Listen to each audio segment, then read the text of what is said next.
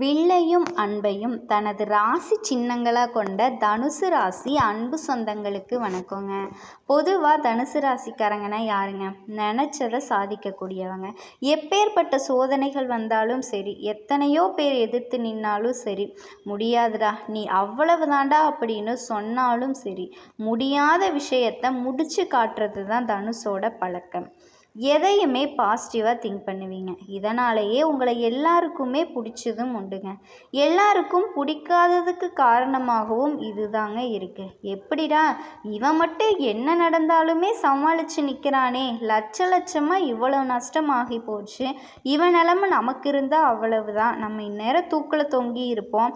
தப்பாக எடுத்துக்காதீங்க. அதாவது தன்னுடைய வாழ்க்கையை முடிச்சிக்கக்கூடிய கஷ்டங்களை கூட தனுசு ராசி அனுபவிச்சிருக்குங்க. ஓகேவா? அப்போவுமே இல்லை, எதையுமே விட்டுறக்கூடாது, ஒரு கை பார்த்துடலாம் அப்படிங்கிற மாதிரி எந்திரிச்சு வெற்றி நடை போடுவீங்க. இதுதாங்க தனுசு. அதெல்லாம் இருக்கட்டும், இப்போ என்ன எங்களை பற்றி சொல்ல வர அப்படின்னு தாங்க கேட்குறீங்க. வேகமாகவும் விவேகமாகவும் செயல்படுவீங்க. ஸோ அதனால தான் நீங்கள் வர்றீங்க. ராசி சக்கரத்தில் 240 முதல் 220 வரையிலான ஆரப்பதிகள் உங்களுடைய ராசியில் அடங்கும். அதாவது ராசி புருஷனுக்கு 9வது ராசி தனுசு. எந்த கிரகத்துக்கு உச்சமோ நீச்சமோ ஏற்படாத ராசிங்க. உங்களை பொறுத்த வரைக்கும் சூரியன், சந்திரன், செவ்வாய் இந்த 3 கிரகங்களும் நட்பு வீடு. புதன், சனி, சுக்கிரன் இது பகை வீடு. அப்போது சாதகமான கிரகங்களினுடைய திசை நம்மளுடைய ராசியில் நடக்கிறப்ப நமக்கு நல்லது நடக்கும். பெருசாக நம்ம முயற்சி பண்ணலைனாலும் தடை தாமதங்களை தாண்டி நல்லது நடக்கும். ஆனால் நமக்கு பகை கிரகங்களினுடைய அமைப்பு நடக்கிறப்போ நம்ம கொஞ்சம் உஷாராக இருக்கணும் இல்லையா? அது எல்லாத்தையும் தான் இப்போ நம்ம தெரிஞ்சுக்க போகிறோம். உங்களுடைய ராசி சின்னத்தை வச்சு உங்களுடைய குணாதிசயங்களை நம்ம சொல்லிடுறாங்க. கையில் வில்லேந்திய மனுஷன், குதிரை உருவத்தோட, இது இரண்டுமே இணைஞ்சிருக்கிற காட்சி தாங்க. மனுஷன் மற்றும் விலங்கு இரண்டினுடைய இயல்புகளும் தான் இந்த ராசிக்காரன். நீங்களே பார்க்க முடியும். அப்போ என்ன, நாங்கள்லாம் மனுஷங்க இல்லையா, நாங்கள் மிருகங்களா அப்படின்னு சண்டைக்கு வந்துடாதீங்க. அப்படி சொல்லலைங்க. இப்போ மனுஷன் யோசிக்கிறான், தயக்கப்படுறான். நான் விலங்கு என்ன பண்ணுது? யோசிக்கிறது தயக்கம் இல்லாமல் நேர்மையாக செயல்படுது இல்லையா? அந்த குணத்தை நீங்கள் எடுத்துக்கலாம். அது என்னன்னு சொல்கிறேன். சில நேரங்களில் சிந்தனையோடு செயல்படுவீங்க, சில நேரங்களில் ஆராயவே மாட்டீங்க. செயல்பட்டுட்டு வரக்கூடிய பிரச்சனையை பார்த்துக்கலாம் அப்படிங்கிற மாதிரி செயல்படுவீங்க. இப்போ உங்களுக்கு புரியுதா? திட்டமிடுதலும் திட்டமிடாமல் செயல்படுறதும் உங்கள் ஜாதகத்தில் போட்டிருக்க சூரியன், சந்திரன், செவ்வாய் இவங்க வலுப்பெற்று இருந்துச்சு அப்படின்னா அதே நேரம் காலம் எல்லா விதமான ஐஸ்வர்யங்களையும் கொட்டி தீக்கிறோம். பேரு புகழோட நல்ல உச்சபட்ச வாழ்க்கைக்கு போயிடலாம். இதுவே சனி, சுக்கிரன் உங்களுக்கு எதிராக செயல்பட்டுட்டா, சூரியன், சந்திரன், செவ்வாய் இவங்க 3 பேரும் இணைஞ்சிட்டா வாழ்க்கையில் நிறைய எட்டுறதுக்கு வாய்ப்பு இருக்குங்க. அதாவது 2 பேர் பகையாளியாக நிற்கிறாங்க. சனியும் சுக்கிரன் பகையாக நின்னா கூட இந்த சூரியன், சந்திரன், செவ்வாய் 3 பேரும் இணைஞ்சிருந்துட்டா இது உங்கள் ஜாதகம். ஒரு ஜோதிடத்தை கொடுத்து பார்த்தீங்கன்னா தெரியுங்க. இந்த 3 பேரோட இணைவு பார்த்தாக்கா எப்பேற்பட்ட எதிரிகளுமே தும்சமாகக்கூடிய அமைப்பு. எட்ட முடியாத உயரத்தை எட்டுவீங்க. இதில் புதன் பகவான் என்ன பண்ணுவார் அப்படின்னா தன்னோட ஒட்டுமொத்த வலிமையுமே உங்களுக்கு அருளிடுவார். நீ முன்னாடி என்ன சொன்ன, புதன் பகவானே எனக்கு பகை வீடுன்னு சொன்ன இல்லையா? ஆமாங்க. ஆனால் புதன் பகவானை பொறுத்த வரைக்கும் சனி பகவான், சுக்கிர பகவான் அளவுக்கு உங்களுக்கு பகை வீடு கிடையாதுங்க. உங்களுக்கு லக்னாதிபதி குரு, அவரே 4ஆம் வீட்டுக்கு உரியவராக வர்றாரு. ஸோ தனுசு ராசிக்காரங்க பெரும்பாலும் அறிஞர்களாக இருப்பீங்க, மேதாவிகளாக இருப்பீங்க, சிந்தனை வளம் அதிகம், உடல் வலிமை அதிகம், எதிரிகளை வீழ்த்தக்கூடிய தகுதி பிறவியிலேயே இருக்குது. வாடா பார்த்துக்கலாம் அப்படிங்கிற மாதிரி. இவங்களுக்கு யாரோட துணையும் வேண்டாங்க. பெற்றவங்க துணை வேண்டாம், போகிறவங்க துணை வேண்டாம், கூட பிறந்தவங்க துணை வேண்டாம், யார் துணையும் வேண்டாம். ஆனால் எல்லாருக்குமே முன்னாடி போய் நின்றுக்குவாங்க. என்ன பிரச்சனை, 1000 பிரச்சனை நிற்கட்டுமே, அந்த இடத்துல கரெக்டாக பாயிண்ட்டை பிடிச்சி பேசி அந்த பிரச்சனையை முடிச்சு விட்டுருவாங்க. இளம் வயதாக இருப்பாங்க. உங்களுடைய செயல்பாடுகள் எல்லாமே மற்றவங்க எல்லாரும் பார்த்து வியந்து போகக்கூடிய அளவுக்கு, ஏப்பா நீ தான் இதை பண்ணியா, இவ்வளவு பணம் வச்சுருக்கியா, இந்த தொழில் நீ செய்கிறியா அப்படிங்கிற மாதிரி உங்களுடைய நடை, உடை, பாவனைக்கும் செயல்பாடுகளுக்கும் சம்மந்தமே இருக்காதுங்க. அப்படி எல்லா இடத்துலையும் தைரியத்தோடையும் தன்னம்பிக்கையோடையும் செயல்படக்கூடியவங்க. எந்த ஒரு விஷயத்தை துணிச்சலோட செயல்படக்கூடியவங்க. யார் என்ன சொன்னாலும் கேட்க மாட்டாங்க. உங்களை புகழ்ந்து பேசி சாதிக்கிறது உங்களுக்கு சுத்தகமாக பிடிக்காதுங்க. சிம்பிளாக ஜால்ரா அடிக்கிறவங்கள உங்களுக்கு பிடிக்காதுங்க. ஜால்ரா அடிக்கிறதும் பிடிக்காது. இதே நேரம் உங்களை பொறுத்த வரைக்கும் ரொம்ப தெளிவான ஆட்கள். பொழிய அப்படின்னு சொல்லிட்டு நகர முடியாதுங்க. இடம் பொருள் ஏவல் தெரியாமல் வெளிப்படையாக பேசி பிரச்சனைகளுக்கு ஆகவும் நீங்கள் நிற்கிறீங்க. சில நேரங்களில் வெள்ளந்தியான பேச்சால் வாய்ப்புகளை பறிக்கொடுக்கக்கூடிய நிலையும் ஏற்பட்டிருக்குங்க. இதனால் பேச்சில் உங்களுக்கு ரொம்ப ரொம்ப கவனம் தேவைங்க. பெரும்பாலான தோல்வியை ஒப்புக்கொள்ள விருப்பம் இருக்காது. ஆனால் உங்களுடைய பலவீனத்தை மற்றவங்க மேலே சுமத்துறதுல நீங்கள் வல்லவங்க. துலாம்ங்க. அதிபதி யார்? சுக்கிரன். இதனால் நீங்கள் ரியல் எஸ்டேட், காரு வாங்கி விற்கிறது, இந்த மாதிரி தொழில்கள் உங்களுக்கு லாபத்தை கொடுக்கும். அதே மாதிரி உங்களுடைய 12ஆம் வீட்டுக்கான அதிபதி செவ்வாய் வர்றாருங்க. மகான்களினுடைய ஜீவ சமாதி ஸ்தலங்களுக்கு போயிட்டு வழிபாடு செஞ்சுட்டு வந்தீங்க அப்படின்னா உங்கள் விருப்பங்கள் எல்லாமே நிறைவேறுங்க. போராட்டமான சூழ்நிலை இருந்தால் கூட அதை சமாளிக்கக்கூடிய சாமர்த்தியத்தையும் வெற்றிகளையும் தரக்கூடிய ஒரு அமைப்பு இந்த மகான்களினுடைய வழிபாடு உங்களுக்கு கொடுக்குங்க. பெரும்பாலும் தனுசு ராசியில் பிறந்தவங்க சின்ன வயசில் ரொம்ப கஷ்டப்படுறீங்க, போராடி இருந்திருப்பீங்க. ஆனால் பயப்பட வேணாங்க. இப்போ நீங்கள் எந்த பருவத்தில் இருக்கீங்கன்னு எனக்கு தெரியாது. ஆனால் இதை நீங்கள் செஞ்சு பாருங்கள். இளமை பருவத்தில் இருக்கீங்க, முதுமை பருவத்தில் இருக்கீங்க அப்படின்னா சத்தியம் பண்ணி சொல்கிறேங்க, சுகபோக வாழ்க்கை அமையும். அதோட சொந்த வீடு அமையும். நிறைய பேர் எதிர்பார்ப்பீங்க இல்லையா, குருவோட ஆதிக்கத்தில் பிறந்த உங்களுக்கு 5 முதல் 7 வயசுக்கு உள்ளாவி சொந்த வீடு அமைஞ்சிருக்குங்க. ராசி அதிபதியான குருவை கோச்சார அடிப்படையில் சந்திரன் அடிக்கடி சந்திக்க நேர்றது குரு சந்திர யோகம் ஏற்பட்டு இவங்களுக்கு சொந்த வீடு ஈஸியாக கிடச்சிருங்க. இதில் கிடைக்கலனாலும் இப்போ அமைய போகுதுங்க. உங்களுக்கு இந்த சொந்த வீடு அமையக்கூடிய பாக்கியம் தடைப்பட்டு போகுது அப்படின்னா திருச்சிக்கு பக்கத்தில் உள்ள மண்ணச்சநல்லூரில் அருள்பாலிக்கக்கூடிய பூமிநாதரை ஒரு தடவை குடும்பத்தோடு போயிட்டு வழிபாடு செஞ்சுட்டு வாங்க. சொந்த வீடு மற்றும் மனை வாங்குறதுல இருந்த தடை தாமதங்கள் விலகி ஜாதக ரீதியாக ஏதாவது சின்ன சின்ன தோஷங்கள் இருந்தாலும் கூட அந்த பூமிநாதனுடைய அருளால் அது எல்லாமே நீங்கி சொந்த வீடு மனை அற்புதமாக அமையுங்க. இது சத்தியம். இன்னும் ஒரு சில விஷயங்களை தெளிவாக சொல்லட்டுமா? தனுசு ராசியில் பிறந்திருக்கக்கூடிய நேரமே குடும்பத்தில் சில உணர்வுகள் இருக்குங்க. சில நேரங்களில் சிரமம் இருக்கும், மகிழ்ச்சி இருக்கும், ரெண்டுமே கலந்து நீங்கள் அனுபவிச்சிருப்பீங்க. சின்ன வயசில் உடல் பாதிப்பு இருந்திருக்கும், இடமாற்றம் அடைஞ்சிருப்பீங்க. பெற்றோர்களினுடைய பொருளாதார நிலையில் ஏற்ற இறக்கங்களை சந்திச்சிருப்பீங்க. குரு கிரகத்தோட கருணையினால் சின்ன வயசுலேயே அறிவு விதைகள் உங்களுக்கு விதைக்கப்பட்டிருக்கும். எந்த ஒரு விஷயத்தையுமே இந்த தனுசு ராசி குழந்தை ஏன் எதுக்கு எப்படின்னு ஆராய்ச்சி பண்ணுறதுல அதீத கவனம் செலுத்தும்.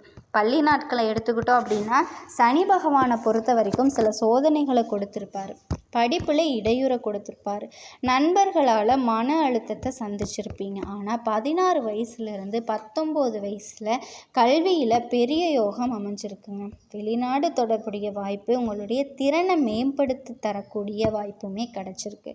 குரு திசை உங்களுக்கு நல்லா இருந்துச்சு அப்படின்னா வெற்றி உங்கள் பக்கம்தாங்க. இதுவே நீங்கள் 23 வயசுலேருந்து 26 வயசுக்குள்ளே இருக்கீங்க அப்படின்னா இப்போது தொழில் வாய்ப்பு நல்லாயிருக்கும், திருமண யோகம் இருக்கும்.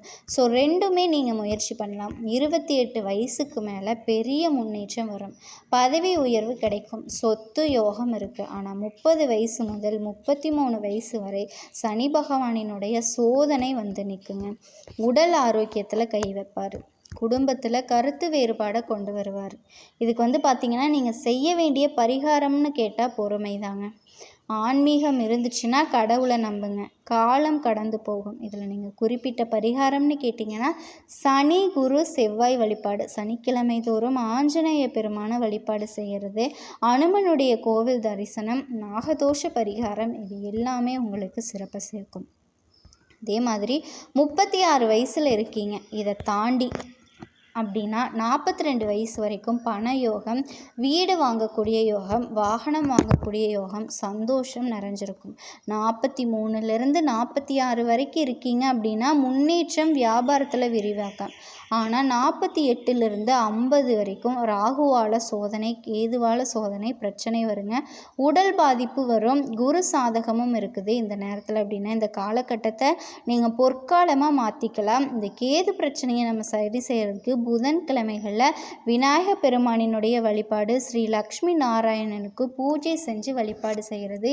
இதோட வெள்ளிக்கிழமை தோறும் முருகனை வழிபடுறது நல்லதுங்க. வில்லையும் அன்பையும் தனது ராசி சின்னங்களாக கொண்ட தனுசு ராசி அன்பு சொந்தங்களுக்கு வணக்கங்க. பொதுவாக தனுசு ராசிக்காரங்கன்னா யாருங்க? நினச்சதை சாதிக்கக்கூடியவங்க. எப்பேற்பட்ட சோதனைகள் வந்தாலும் சரி, எத்தனையோ பேர் எதிர்த்து நின்னாலும் சரி, முடியாதுடா நீ அவ்வளவு தாண்டா அப்படின்னு சொன்னாலும் சரி, முடியாத விஷயத்தை முடிச்சு காட்டுறது தான் தனுஷோட பழக்கம். எதையுமே பாசிட்டிவாக திங்க் பண்ணுவீங்க. இதனாலேயே உங்களை எல்லாருக்குமே பிடிச்சதும் உண்டுங்க.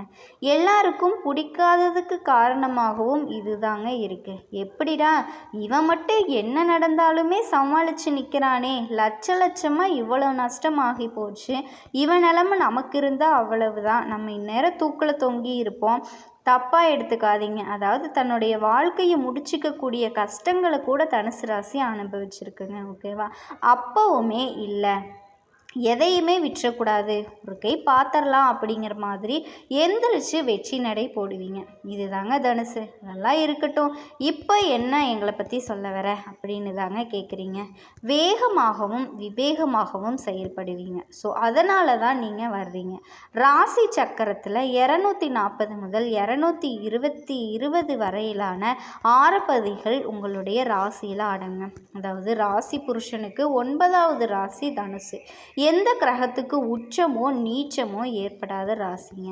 உங்களை பொறுத்த வரைக்கும் சூரியன், சந்திரன், செவ்வாய் இந்த 3 கிரகங்களும் நட்பு வீடு. புதன், சனி, சுக்கிரன் இது பகை வீடு. அப்போது சாதகமான கிரகங்களினுடைய திசை நம்மளுடைய ராசியில் நடக்கிறப்ப நமக்கு நல்லது நடக்கும். பெருசாக நம்ம முயற்சி பண்ணலைனாலும் தடை தாமதங்களை தாண்டி நல்லது நடக்கும். ஆனால் நமக்கு பகை கிரகங்களினுடைய அமைப்பு நடக்கிறப்போ நம்ம கொஞ்சம் உஷாராக இருக்கணும் இல்லையா? அது எல்லாத்தையும் தான் இப்போ நம்ம தெரிஞ்சுக்க போகிறோம்.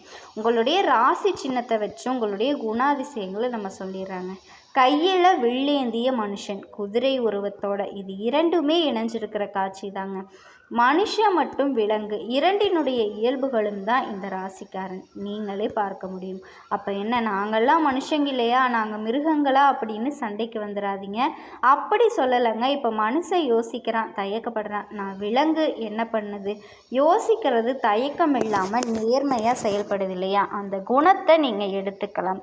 அது என்னன்னு சொல்கிறேன். சில நேரங்களில் சிந்தனையோடு செயல்படுவீங்க, சில நேரங்களில் ஆராயவே மாட்டீங்க. செயல்பட்டுட்டு வரக்கூடிய பிரச்சனையை பார்த்துக்கலாம் அப்படிங்கிற மாதிரி செயல்படுவீங்க. இப்போ உங்களுக்கு புரியுதா?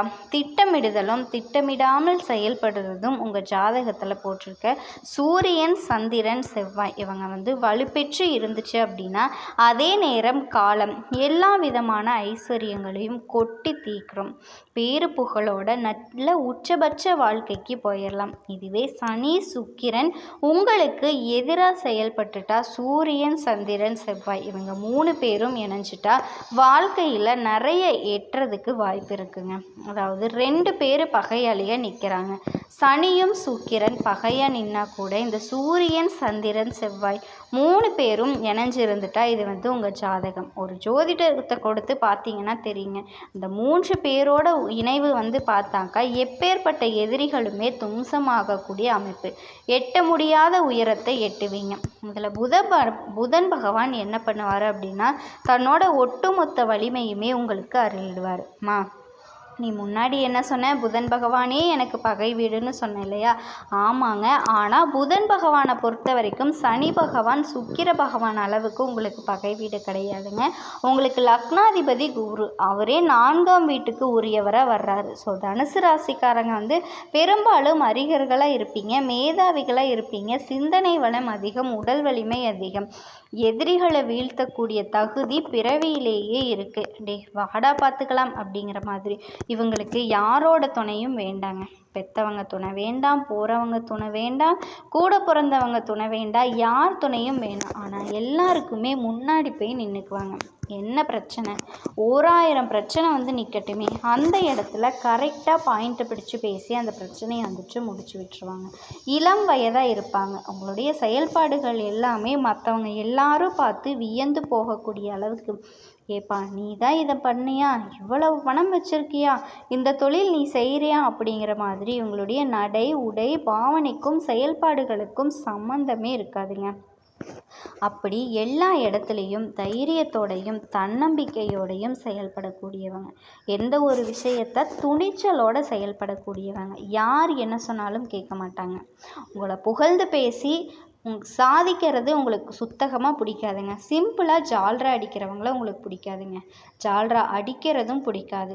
இதே நேரம் உங்களை பொறுத்த வரைக்கும் ரொம்ப தெளிவான ஆட்கள். பொழிய அப்படின்னு சொல்லிட்டு நகர முடியாதுங்க.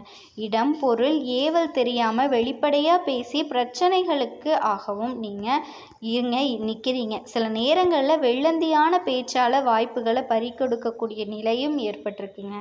இதனால் பேச்சில் வந்து உங்களுக்கு ரொம்ப ரொம்ப கவனம் தேவைங்க.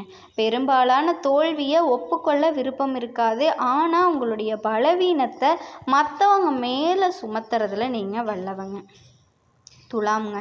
அதிபதி யார்? சுக்கிரன். இதனால் நீங்கள் ரியல் எஸ்டேட், காரு வாங்கி விற்கிறது, இந்த மாதிரி தொழில்கள் உங்களுக்கு லாபத்தை கொடுக்கும். அதே மாதிரி உங்களுடைய 12ஆம் வீட்டுக்கான அதிபதி செவ்வாய் வர்றாருங்க. மகான்களினுடைய ஜீவ சமாதி ஸ்தலங்களுக்கு போயிட்டு வழிபாடு செஞ்சுட்டு வந்தீங்க அப்படின்னா உங்கள் விருப்பங்கள் எல்லாமே நிறைவேறுங்க. போராட்டமான சூழ்நிலை இருந்தால் கூட அதை சமாளிக்கக்கூடிய சாமர்த்தியத்தையும் வெற்றிகளையும் தரக்கூடிய ஒரு அமைப்பு இந்த மகான்களினுடைய வழிபாடு உங்களுக்கு கொடுக்குங்க. பெரும்பாலும் தனுசு ராசியில் பிறந்தவங்க சின்ன வயசில் ரொம்ப கஷ்டப்படுறீங்க, போராடி இருந்திருப்பீங்க. ஆனால் பயப்பட வேணாங்க. இப்போ நீங்கள் எந்த பருவத்தில் இருக்கீங்கன்னு எனக்கு தெரியாது. ஆனால் இதை நீங்கள் செஞ்சு பாருங்கள். இளமை பருவத்தில் இருக்கீங்க, முதுமை பருவத்தில் இருக்கீங்க அப்படின்னா சத்தியம் பண்ணி சொல்கிறேங்க, சுகபோக வாழ்க்கை அமையும். அதோட சொந்த வீடு அமையும்.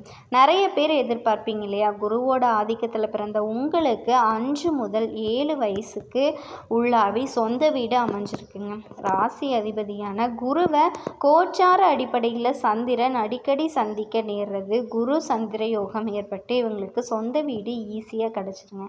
இதில் கிடைக்கலனாலும் இப்போ வந்து அமைய போகுதுங்க.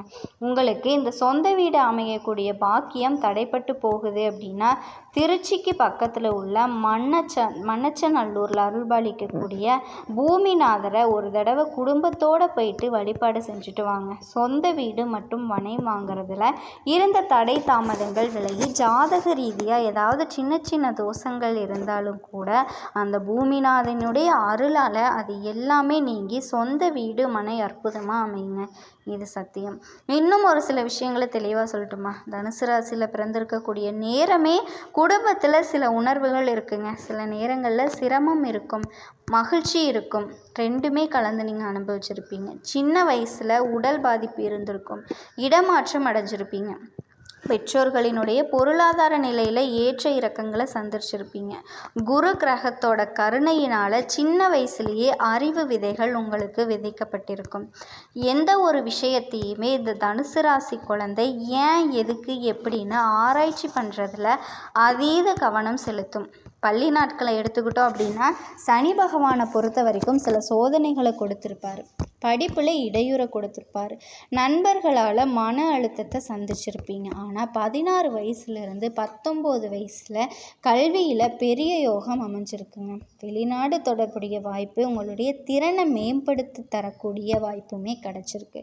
குரு திசை உங்களுக்கு நல்லா இருந்துச்சு அப்படின்னா வெற்றி உங்கள் பக்கம் தாங்க.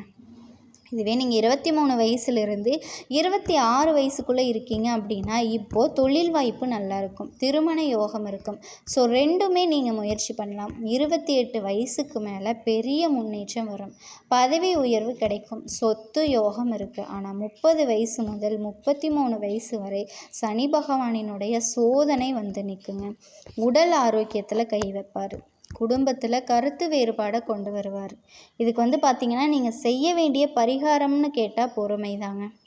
ஆன்மீகம் இருந்துச்சுன்னா கடவுளை நம்புங்க, காலம் கடந்து போகும். இதில் நீங்கள் குறிப்பிட்ட பரிகாரம்னு கேட்டிங்கன்னா சனி குரு செவ்வாய் வழிபாடு, சனிக்கிழமை தோறும் ஆஞ்சநேய பெருமான வழிபாடு செய்கிறது, அனுமனுடைய கோவில் தரிசனம், நாகதோஷ பரிகாரம், இது எல்லாமே உங்களுக்கு சிறப்பாக சேர்க்கும்.